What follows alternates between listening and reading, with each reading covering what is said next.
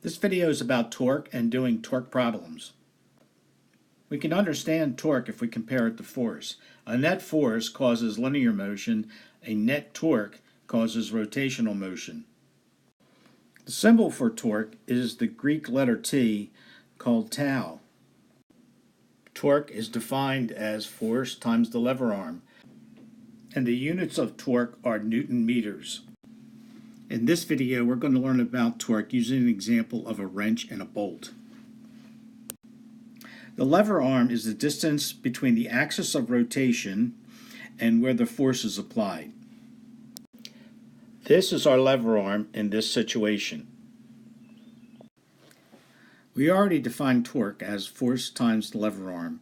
However, the force can be applied at many angles, so we have to modify the equation to include the sine of the torque angle. The force we care about is the component of the force vector that is perpendicular to the lever arm. The final torque equation becomes torque equals force times the lever arm times the sine of the torque angle. The torque angle is the angle between the direction of the lever arm and the direction of the force vector.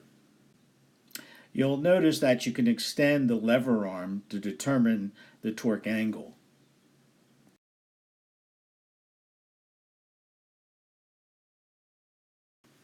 Or you could have used this angle.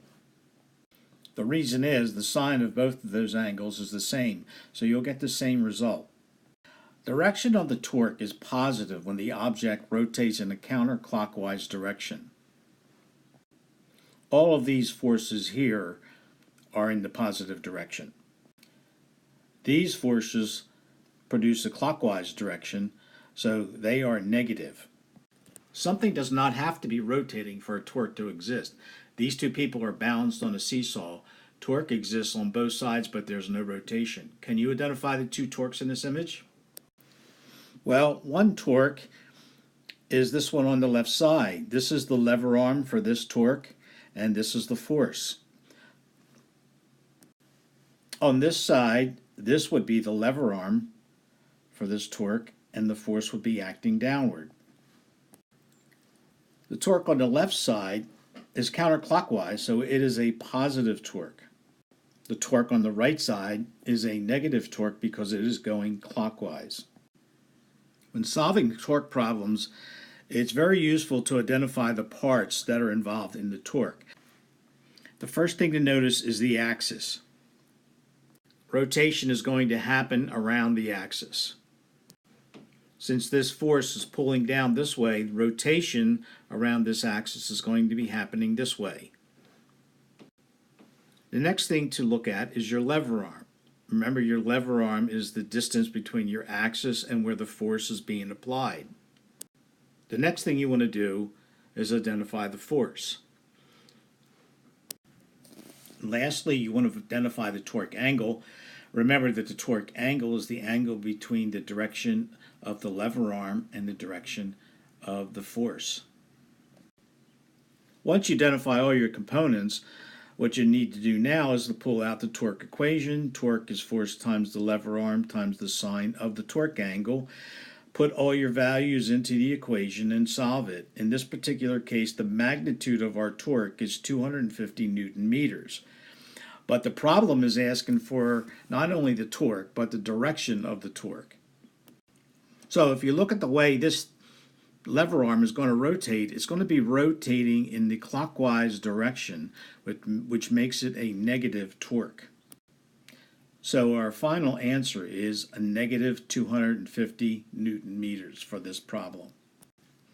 Here's a different problem. First thing, notice where the axis is. This is where all the rotation is going to be happening. The rotation in this case is going to be in this direction, so it's going to be counterclockwise, so it's a positive torque. Hopefully by now you're able to identify the lever arm, which is the distance between the axis and where the force is applied, and you should be able to identify the force as well. The torque angle in this case is pretty evident. It is the angle between the direction of the lever arm and the force. You could have also defined the torque angle if you extended the lever arm and drew your angle on this side. And in that case, your torque angle would be 70 degrees. All right, now we pull out our torque equation. We plug our values into the torque equation. I'm using the torque angle of 110 in this case. And what we get is a torque of 225.5 Newton meters. Now, we want to make sure that we have the correct sign for the torque. In this case, our torque is going counterclockwise, so this is a positive torque. And there you have it.